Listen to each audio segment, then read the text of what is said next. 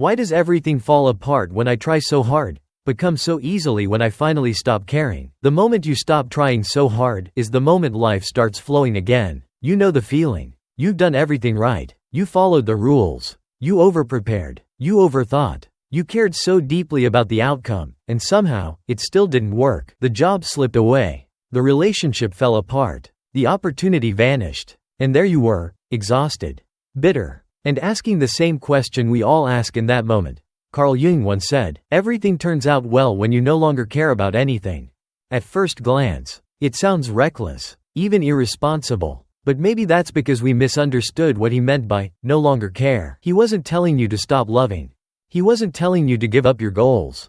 He was pointing to something deeper, the difference between caring from fear and caring from freedom. Let me show you the difference, because once you see it, you'll never unsee it again. Maybe it didn't fail because you didn't try hard enough. Maybe it failed because you tried too hard to control what was never yours to own. Let's tell the truth, most of us are addicted to effort. We measure our worth by how much we push, how much we hustle, how much we sacrifice. We're trained from childhood to believe that if something doesn't work out, it's because we just didn't try hard enough. So we double down. We try again, harder this time. We overthink the interview. We analyze the text message. We rehearse the perfect way to show up, perform, succeed, win. We don't just care. We cling. But here's what we rarely admit. The more tightly we grip something, the more fragile it becomes. We call it passion. We call it ambition. We even call it love. But what it really is fear disguised as effort. The fear that if we don't try harder, we'll be abandoned. The fear that if we don't prove our worth,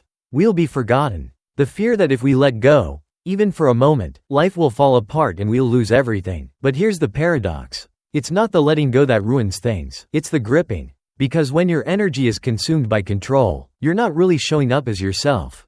You're showing up as a version of you sculpted by anxiety. And people can feel that. They can feel when you're loving them out of lack, when you're working from a place of desperation, when your smile is laced with hidden tension, hoping they'll like you, hoping they'll stay, hoping life will reward your effort. It doesn't feel like presence. It feels like pressure. And pressure, even in silence, is what makes people pull away. Let's be even more honest. You didn't lose that opportunity because you didn't care. You lost it because you cared from the wrong place.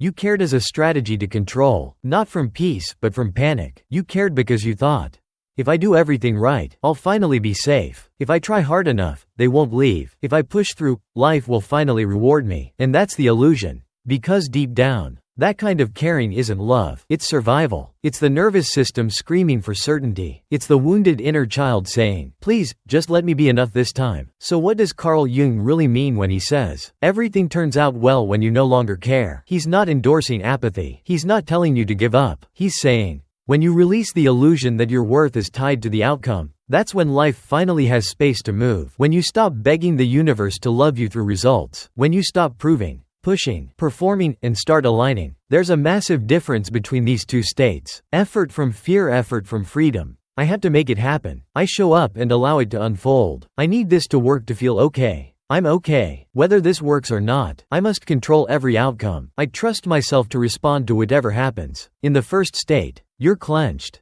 You're grasping. You're living in your head. In the second, you're grounded. You're responsive. You're present. And presence changes everything. Because people feel it when you don't need to be chosen. They feel it when you're no longer negotiating your value. They feel it when you stop chasing love and start being love. They feel it when your effort isn't a plea, but a gift. That's when things begin to shift. Real care doesn't scream. It radiates. So maybe Jung wasn't saying to care less. Maybe he was saying to unhook your care from your ego's hunger. To still show up. Still give. Still love. But from a place so full, so anchored, that nothing outside of you has to validate it. And that's where we go next. Because this isn't just about how you care. It's about who inside you is doing the caring. You don't actually want control.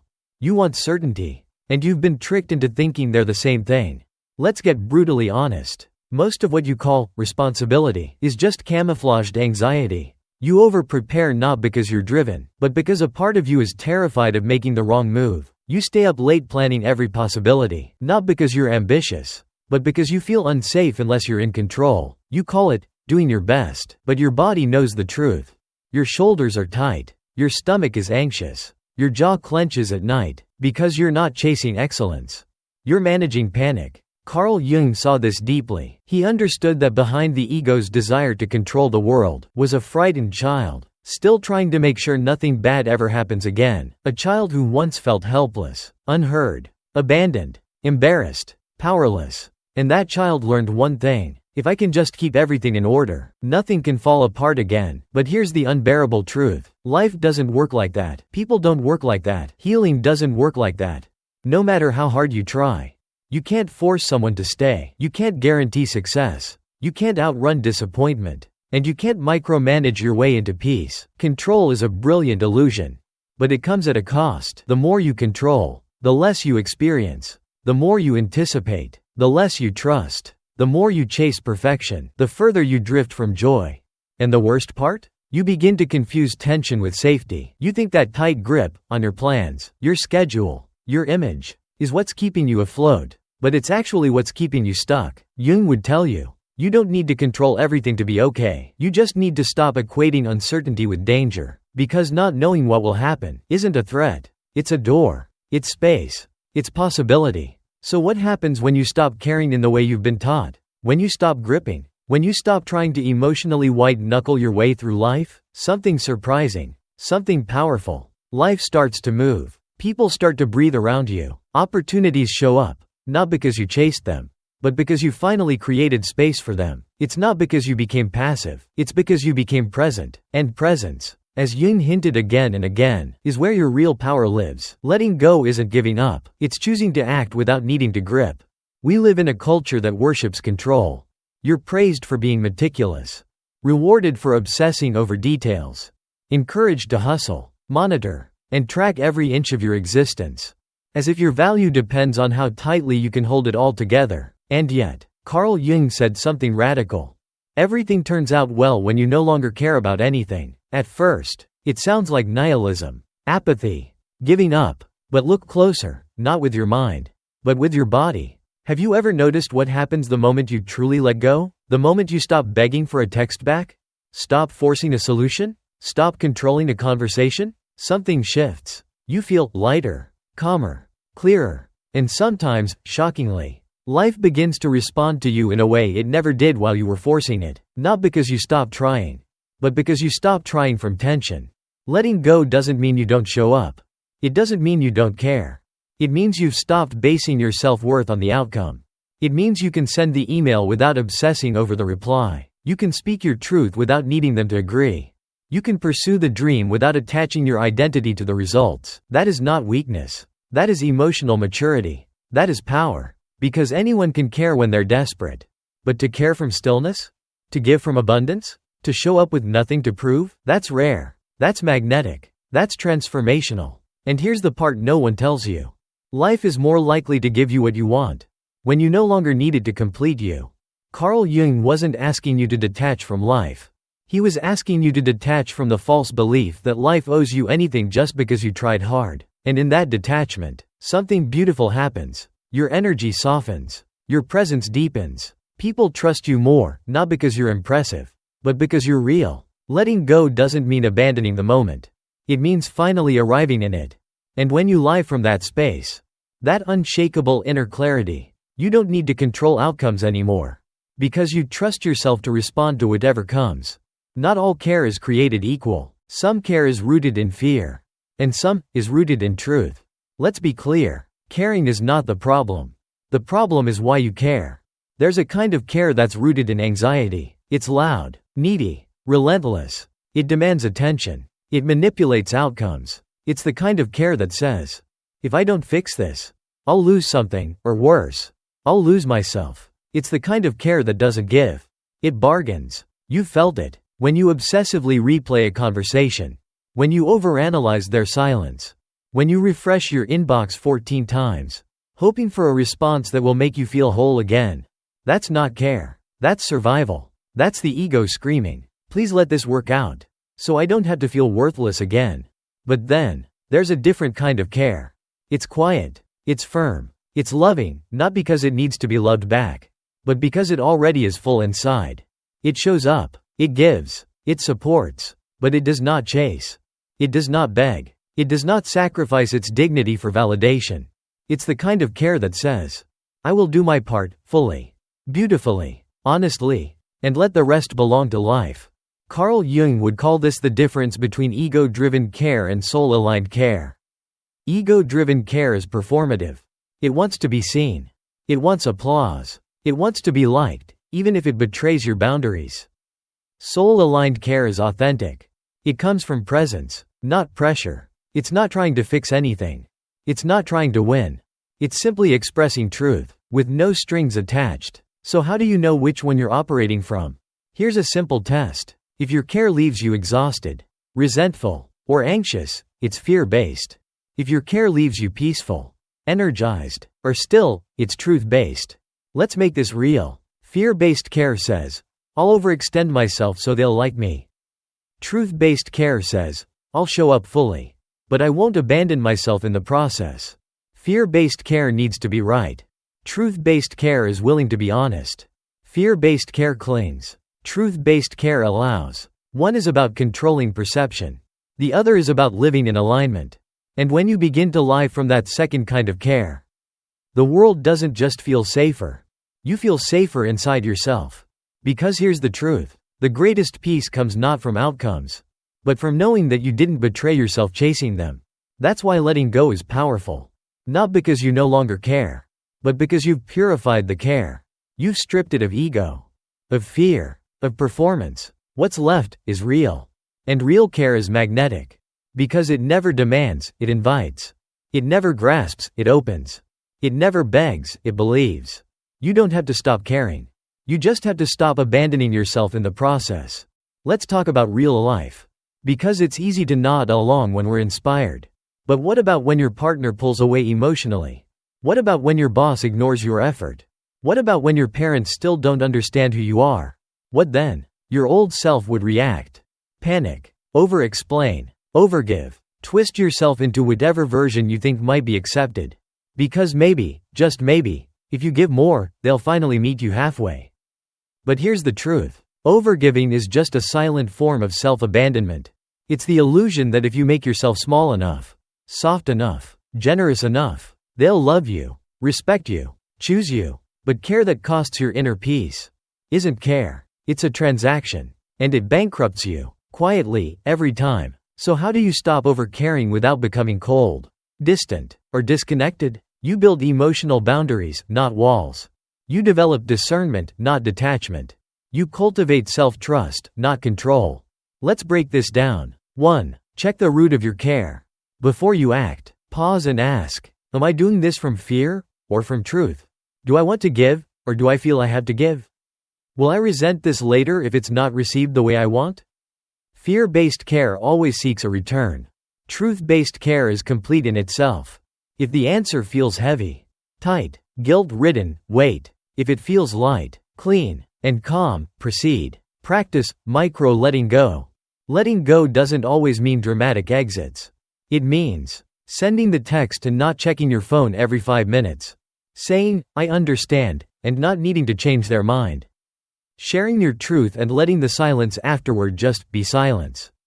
It's in these small moments of not overreaching that your nervous system learns safety. It's in the pauses that your identity decouples from needing a specific outcome. Start protecting your energy like it's sacred. Because it is. Imagine your emotional energy like a currency.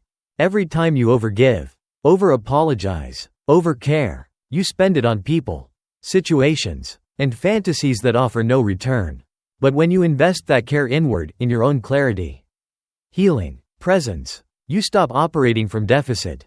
You begin to care better, not less. Your relationships become cleaner. Your work becomes more intentional. Your time becomes more sacred. And most importantly, you start to become someone who can love without losing yourself. Carl Jung once said, "The privilege of a lifetime is to become who you truly are."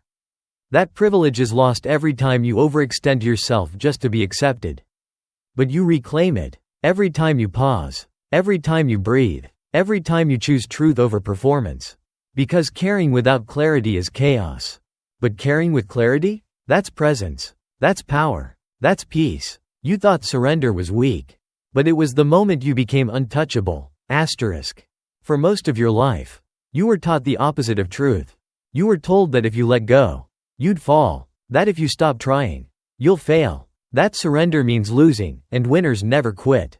So you clung harder. You forced outcomes. You obsessed over closure. You micromanaged your healing, your relationships, your future. Because deep down, you believed, greater than, if I don't hold it together, everything will collapse. But what if I told you? That was never strength. That was survival. That was your nervous system doing its best to feel safe in a world that never taught you how to trust the unknown. Carl Jung understood this deeply. He believed that the psyche isn't just rational, it's symbolic.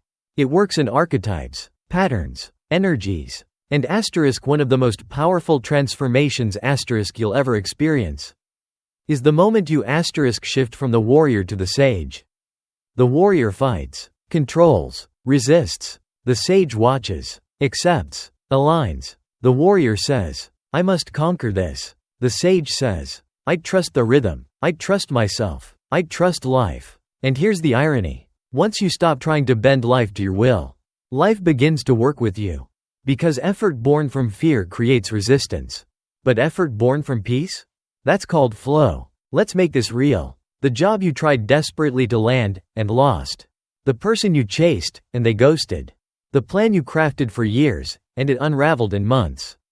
At the time, it felt like failure. But now, maybe months, maybe years later, you can see it with different eyes. You didn't fail. You were redirected. You weren't rejected. You were realigned. But you couldn't see it while you were gripping. Because clarity only shows up when force leaves the room. This is the spiritual paradox Jung spoke of again and again. The moment you stop needing things to go your way, is the moment they finally begin to. Because surrender isn't about passivity.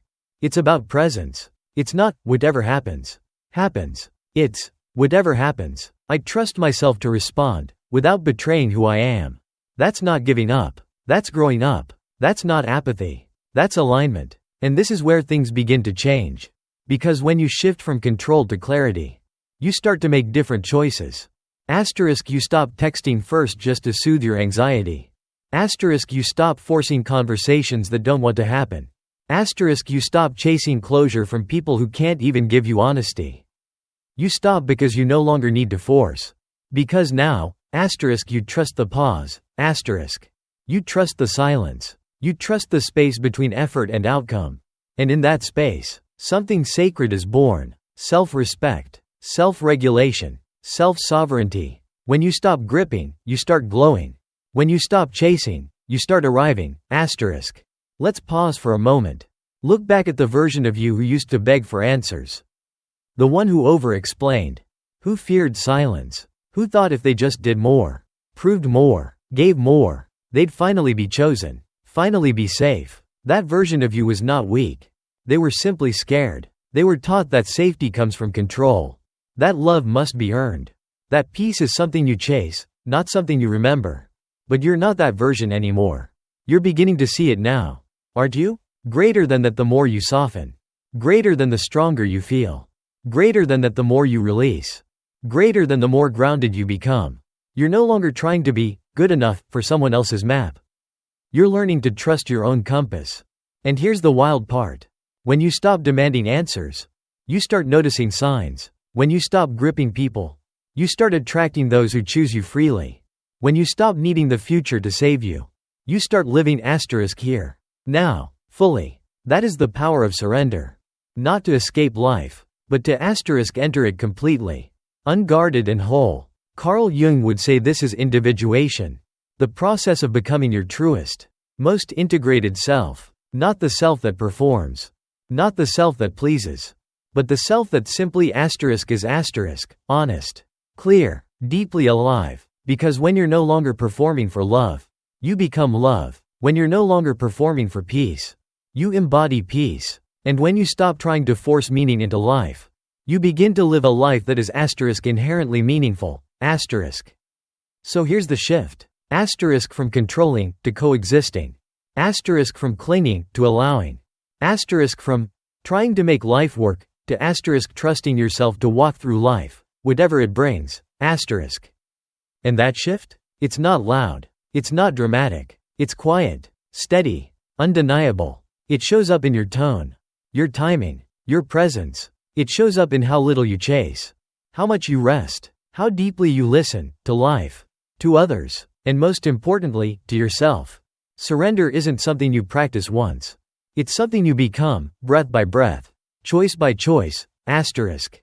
It's one thing to understand surrender while listening to a podcast or reading Carl Jung under candlelight. But what about the asterisk real world, asterisk? Asterisk when the email doesn't come. Asterisk when the person ghosts you. Asterisk when the money's tight. Asterisk when your body feels off. Asterisk when nothing looks like it's working on the outside. That's where most people break. That's where panic returns. That's when the grip comes back, the old survival patterns saying, greater than, if I don't fix this now, I'll fall behind. I'll lose everything. I'll be nobody. And that's why this isn't just about mindset. It's about asterisk nervous system retraining, energetic recalibration, asterisk, daily embodiment, asterisk. Because Jung wasn't just talking about theory. He was talking about asterisk transformation at the deepest level of self. And that only happens through asterisk consistent integration. So, how do you begin to asterisk live surrender? Not in a monastery. Not in the woods. But here. With emails, traffic, family, heartbreak, deadlines, desires. Here's what it starts to look like. You breathe before reacting, asterisk. You pause. You don't interrupt your silence just to fill a void. You let the discomfort live in your body, without trying to fix it instantly. You say, greater than, this emotion is here. Greater than I don't have to run from it. Greater than I don't have to fix it. Greater than I'll breathe with it, and then respond with clarity. That alone changes everything. You stop outsourcing your safety, asterisk. You no longer need texts to feel loved. You no longer need applause to feel worthy. You no longer chase signs that things are working. Because asterisk you become the sign, asterisk. You embody calm. You embody clarity. And suddenly, your life starts reflecting that. The chaos might still be there. But you're not matching it anymore. You've shifted your frequency. You honor your boundaries without guilt, asterisk. You don't over-explain. You don't shrink. You don't betray your no just to earn a yes. Instead, you say, greater than, I love you. Greater than and I love me too. Greater than so here's what's true for me. Greater than then you release the outcome. Because you've learned that asterisk peace isn't found in pleasing everyone, asterisk. It's found in being someone asterisk you don't have to abandon anymore, asterisk. This is the real work Jung hinted at. Not to become someone who's asterisk untouched by life. But someone who is so asterisk rooted in self-awareness that no circumstance can steal their inner alignment. Because when you show up like that, not hard, not guarded, but clear, you become powerful in a quiet, unshakable way. And it's not spiritual fluff. It's not aesthetic. It's practical. It's embodied. It's how you walk into a room, into a hard conversation, into a season of uncertainty, and still choose to bring your whole self with you. Surrender isn't passive. It's the most powerful strategy for living, loving, and creating with peace. Let's start with the hardest one. Love. You used to believe that if you loved harder, gave more, proved yourself enough, they'd stay, they'd change, they'd finally see you. But now you understand. Love that needs to be earned will never feel safe. And love that feels safe will never need to be earned. You don't overextend anymore. You don't chase emotional crumbs. You no longer audition for someone's loyalty. You love, fully, but without attachment. Without performance. Without the quiet panic of, will they choose me today? Because you've already chosen yourself. And that, ironically, is what makes your love irresistible. Then comes ambition. You used to hustle from fear. Grind from scarcity. Set goals not because you wanted them, but because you needed them to mean something about your worth. But now you're not working to prove anything. You're working to express what's already inside you. You still move. You still build. You still show up fully. But the energy is different.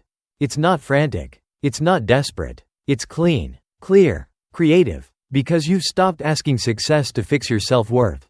And now success becomes an extension of your peace, not a substitute for it.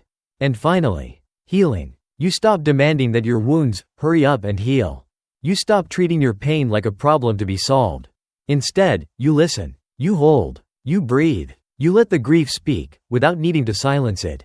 You let the confusion exist, without needing immediate clarity. Because you've finally understood. Healing isn't about fixing yourself. It's about remembering you were never broken. You're no longer addicted to the next podcast, the next book, the next coach. You don't chase more knowledge to feel whole. Instead, you make room for integration, embodiment, silence, stillness. You don't just talk about healing. You become it. This is what Jung meant when he said, your vision will become clear only when you can look into your own heart. Because the life you want doesn't arrive when everything on the outside finally makes sense. It arrives when your inner world is no longer at war with itself. That's surrender. And it's not just spiritual, it's strategic. In love, in ambition, in healing, in how you send emails, in how you hold eye contact, in how you make decisions when no one's watching. The more you release, the more you return to the person you were before the world told you who to be. Take a breath. Feel the quiet between words. That stillness? That's the place you've been trying to reach your whole life. Through effort, through striving, through noise. But you were never meant to reach it. You were meant to remember it. Because it was always inside you. Carl Jung understood this better than most. Greater than who looks outside. Dreams. Greater than who looks inside. Awakens. And this right here, is the awakening. Not a lightning bolt. Not a loud revelation. But the soft, undeniable truth that you're already enough. Not someday. Not when they come back. Not when the money arrives. Not when the healing is done. Right now. In this breath. In this silence. You no longer need to be fixed. You no longer need to earn peace. You no longer need to chase love or force timing or decode every unanswered prayer. Because now, you trust. Not blindly. But bravely. You trust that what's meant for you will meet you. You trust that letting go is not losing, it's becoming. You trust that even your hardest moments were never meant to break you. They were meant to break the illusion of who you thought you had to be. So that who you really are, the whole, calm, powerful you, could finally come home. And now? Now you live differently. You don't rush what's unfolding. You don't grip what's leaving. You don't panic when it's quiet. You breathe. You listen. You respond, not react. You move through life like someone who knows. Greater than, if I have peace, I have everything. Greater than in anything that costs me peace is too expensive. You smile more. You sleep better. You love clearer. You stop apologizing for your boundaries. You stop explaining your worth. You stop negotiating your truth. You no longer perform to be chosen. You choose yourself. Again and again. In every room. In every season. And life starts responding to that version of you. This is not the end of your journey. It's the beginning of the real one. So go ahead. Let go of the grip. Loosen the jaw. Unclench the fists. Breathe with life, not against it. Because when you stop trying to control everything, you make room for everything beautiful to arrive. That's what Jung was pointing to all along. Not a life of apathy, but a life of deep, effortless presence. A life that doesn't need to be perfect. Just true. Thank you for being here. If this spoke to your heart, share it with someone who needs the reminder. Save it for the days your mind forgets. And subscribe for more content that brings you home to yourself, again and again. Until next time, live gently, trust deeply, and let life meet the real you.